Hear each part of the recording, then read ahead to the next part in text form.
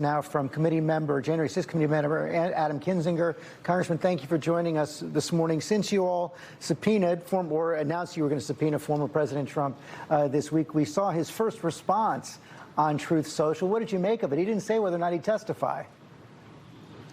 Well, I mean, it was 14 pages of it seems like every statement the former president does now is increasingly long and even more rambling. So I don't know. I couldn't glean whatever he got from that.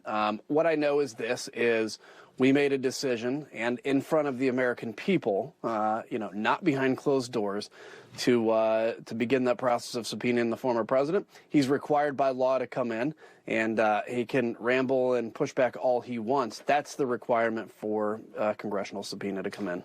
There have been some suggestions that he may be willing, according to associates, to testify live before the committee. Is that something that's acceptable to you?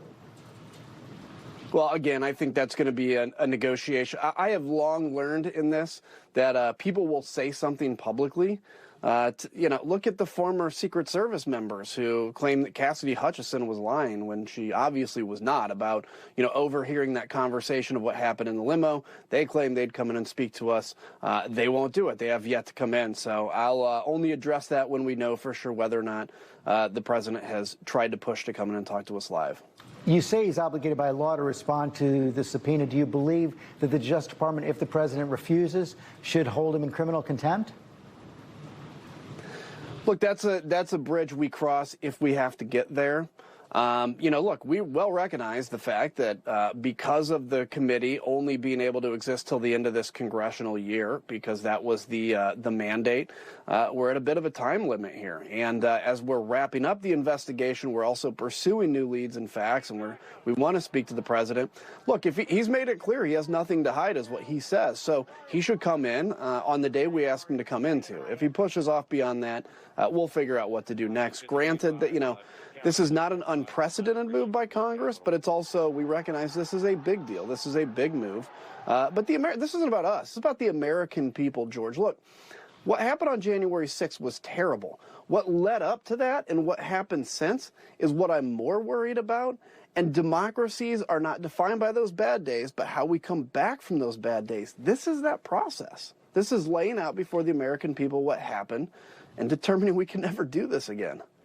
President Biden said yesterday that the committee made an overwhelming case. Should we be expecting a criminal referral?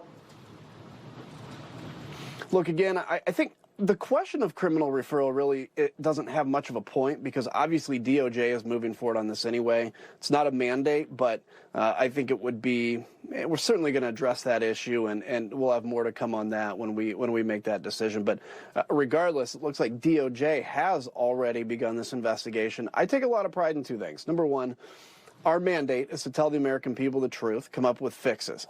I know that my kid, and I know that, the craziest conspiracy theories kid in 10 years is going to believe that it was Donald Trump that started January 6th. So all these conspiracies today will go away, largely because of the work we've done. I also know that the Justice Department appears to be pursuing this pretty hard.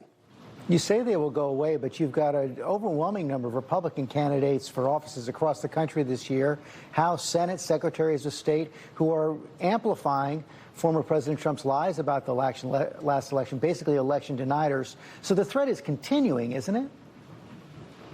It is. It certainly is. And look, I don't think this is just going to go away organically. This is going to take the American people really standing up and making the decision that truth matters. It's why I started my organization, Country First, which is country1st.com, to say, look, I don't care if you're a Republican or Democrat, because the battle right now is truth, and the battle is the preservation of democracy. And look, with these deniers out there that can't even agree on basic facts, or will lie to the American people, or people like Kevin McCarthy, who've been put in a very important position that refuses to tell the truth, because that's much harder, or that's much easier to just lie than to tell the truth and still try to win the speakership. This is the fight. And I would love to say this was going to happen easily. It's going to take everybody's work out there, working hard, because I don't think you want to leave your kids a country off like what we've been living in terms of how divided it is. As you said, the clock is ticking on the committee. What should we expect next?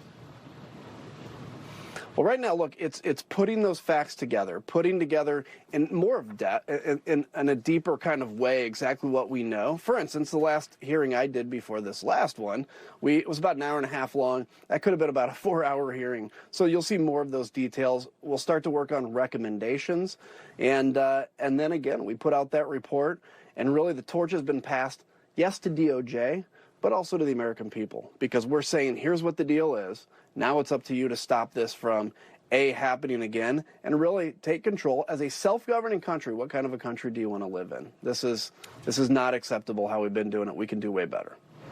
Adam Kinzinger, thanks very much. Yeah, you bet.